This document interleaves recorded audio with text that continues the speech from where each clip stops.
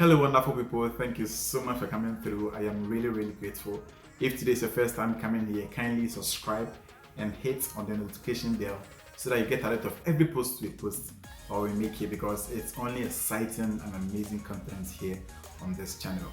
So let's go straight to the reason why we are here today. So someone sent me a message and the message says, I am thinking of doing my master's in France or the United States. Can you please take me through the visa application process? After finding a school, what's the next thing to do? So this is one of the reasons why we are making this video, to take you through a holistic approach from how you can get a school, how you can apply to the school, how to get all your documents needed for you to apply to the American consulate for an interview, and on the interview date, what should you send in, and then finally get your visa and come to the United States or Canada or anywhere you want to go. So let me take you through the holistic approach to how you can get a school, how you can apply, and the whole process of F1 visa application and visa interview.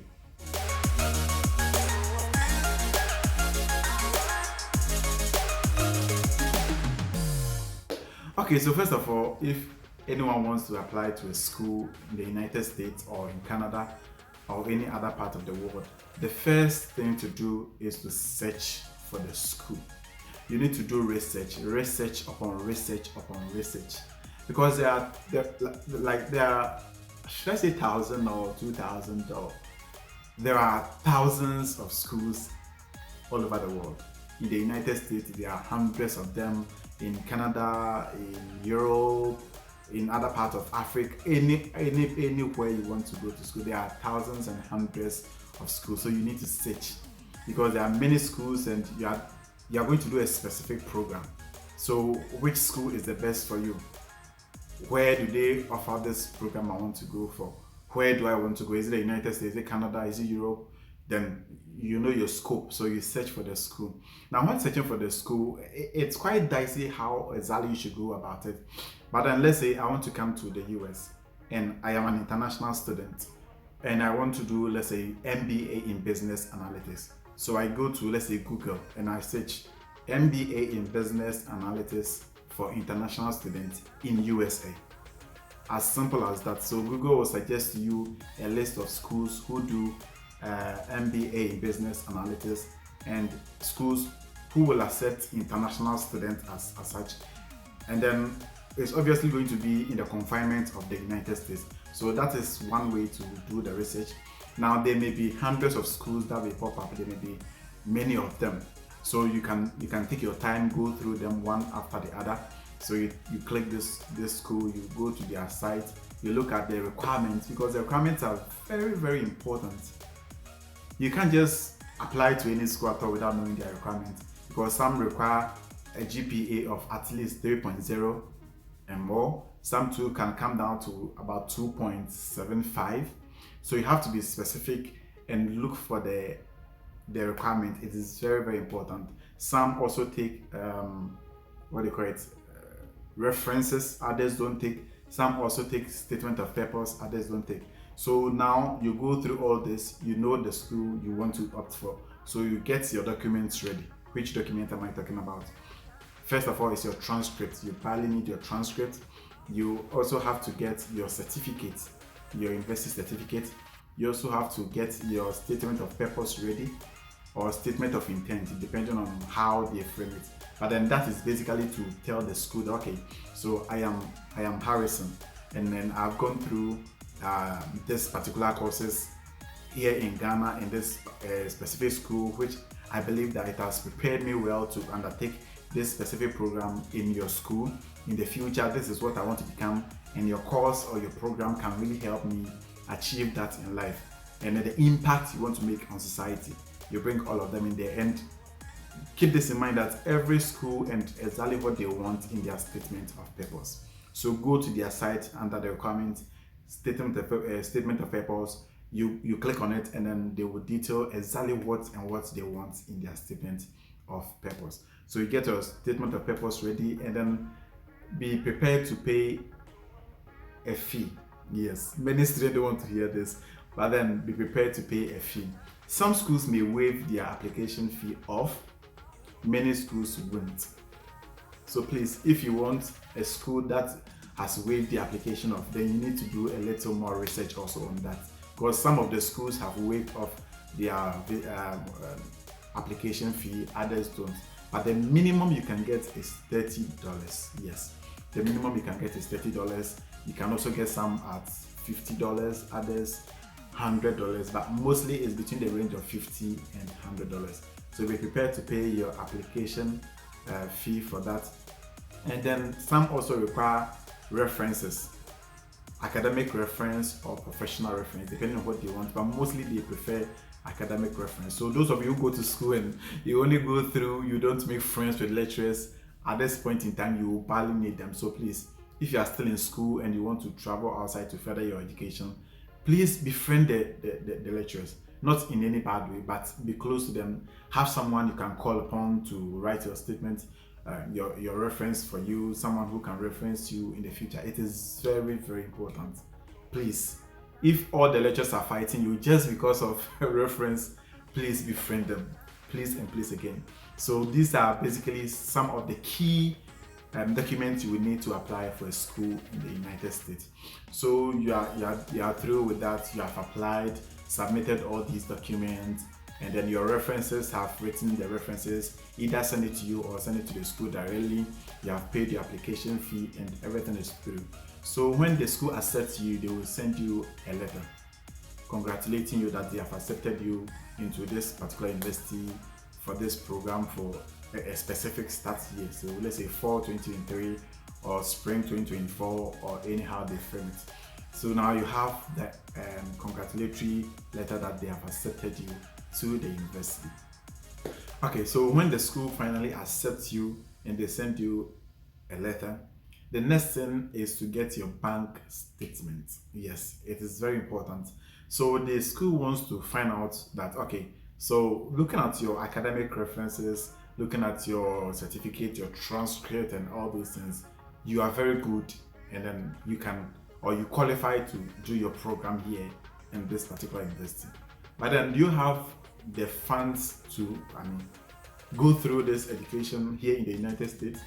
So mostly the school will give you a write-up of the living expenses, the school fees, transport, health insurance, and many all the things that will be the components of the exact fees they require. So let's say they sum all those things together for an academic year. So for an academic year, let's say it sum up to $40,000 or $20,000 or $60,000, depending on the school you opt for. So now you know the amount. So they want to find out that, okay, so if the whole year it will cost you $40,000 to attend this particular university, do you have that $40,000 to the minimum so that we can allow you come to the United States to come and study with us? Because they don't want you to be a burden when you come to the United States.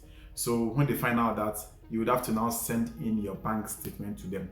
So when you send your bank statement and you have that enough funds in your bank account, then they will issue to you your I-20. So the I-20 is more or less like a certificate to show to the embassy that, okay, so you have gone through all our application requirements and then we have scrutinized you and you are qualified to come to our school to study. So the I-20 will come with your name, your date of birth, the school's details, the program you're coming to do, when the program starts, when the program ends, the person you have to call when you're coming to the United States, and then your school fees, the component of your school fees, who is going to pay for your school fees. It contains everything. So that is more or less like a certificate. So when you get your I-20, then you are now good to go to start all the application process. So when you get your I-20, you now go to the Department of Homeland Security. So they are in charge of taking all details of people who apply to get visas to the United States.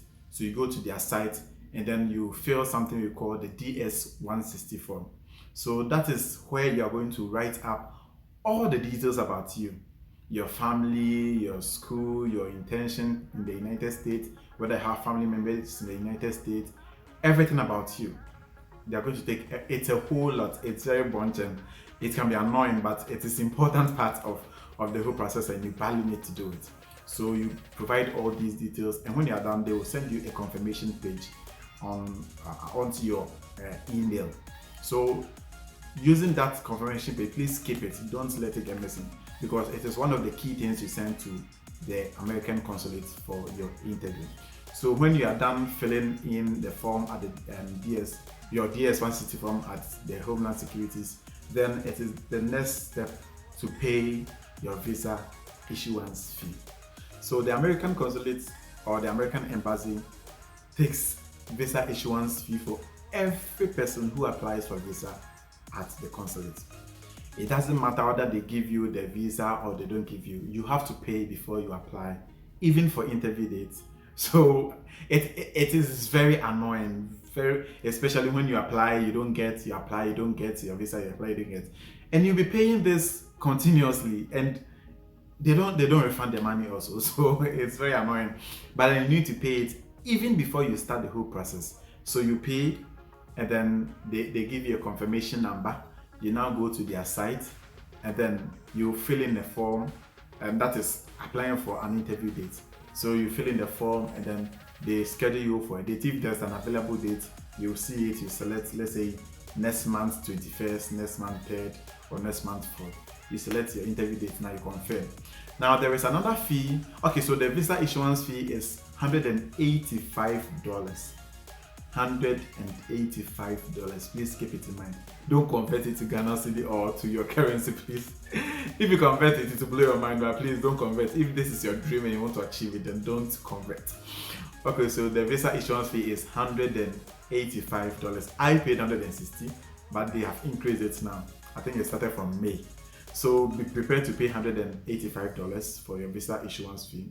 Then when you are done, you go to their site and you apply. There is another fee which is even bigger than the visa issuance fee, which is the service fee.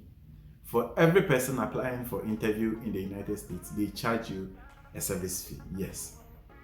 And that is even much heavier. That is $350. $350. So you pay that one to online with you can pay it in Ghana. Mostly they do pay it with Western Union.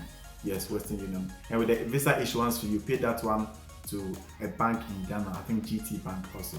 Yeah, GT Bank pays or accepts visa issuance fee. With the service fee, you pay that to the Homeland Securities through their registered site. And as I said again, you pay it only with Western Union. There are other means you can pay, but mostly in Africa, it is Western Union, which is more convenient to us. So you pay that, and that particular fee, you must pay it at least 5 working days before your visa interview date. So you need not to pay it right when you start the whole application. Many people pay it and they regret it. Please, the visa, the service fee is not mandatory through the process. It's only mandatory when you are going for your visa interview. So until you get an interview date, please do not pay your service fee. This is very important. Please keep it. Until you get an interview date, do not pay your service fee. You have to pay it at least 5 business days before your interview date. Thank you so much. So that is one key thing I wanted you to take note. So once you have your interview date booked, you have paid all the fees. Now the documents you send to the American consulate. Now keep this in mind that all the documents you send to the school, in order to get the acceptance or the letter or whatever, please take everything with you. Talking about your transcript, your certificate, your statement of purpose, take everything with you. That is the first thing. And then one of the key things they need is when you book for an interview, they will let you print the confirmation page that you have an interview with American consulate. That is one of them. And then the confirmation page of your DS-160, where I said it's very bulky and you write a whole lot about you. When you finish, they send you a confirmation page. So you print that one too, and then you add it to the document. And then your bank statement. That is very, very, very important. You add your bank statement also. So as I said, all the documents you use in the application process, add them. And then your service fee, and then your visa issuance fee. When you go to the bank, GT Bank will give you a sheet. Keep that one plus the service fee you pay, and then your confirmation page that you have booked an interview with the American consulate, and then lastly your DS-160 confirmation page. So these are all the documents you need. Mostly the documents you can keep. You can, if you have any other proof, any other documents you want to send to show your intention to come back. People take a whole bunch of documents, but the interview is not mainly because of documents. Just push your document to them and expect them to give a visa. No, it's about how you deliver and how you can back everything you're saying. Because some officers will ask for, let's say you say, oh, my father will pay my school fees and he has $40,000 in his account. Then the officer will say, okay, so can I have your bank statement which shows that your father has $40,000 in your account? It is not automatic that when you go, they are going to ask for your bank statement. No, it's not automatic that they will ask for this. No, please, it is not documents presentation. It is an interview. So keep all these documents with you. They may be of, they may request for it. It is not automatic that they will, but they may request for it. And then don't ever forget to take your passport also with you. That is the critical aspect, please. So have all these documents, go through the process, and I believe you'll make a successful interview and finally get your visa here in the United States. So my sister who requested how or the processes to go through in applying to the United States and going to the visa interview, that is a holistic approach. So go through all this and pray, dedicate it to God, believe in yourself, go through the internet, search for documents and rehearse, practice, and you'll be good. Thank you so much for watching. I am really grateful. Please, if you haven't subscribed, kindly do so and hit the notification bell so that I get alert of every post we make. Until next time, thank you so much. Bye bye.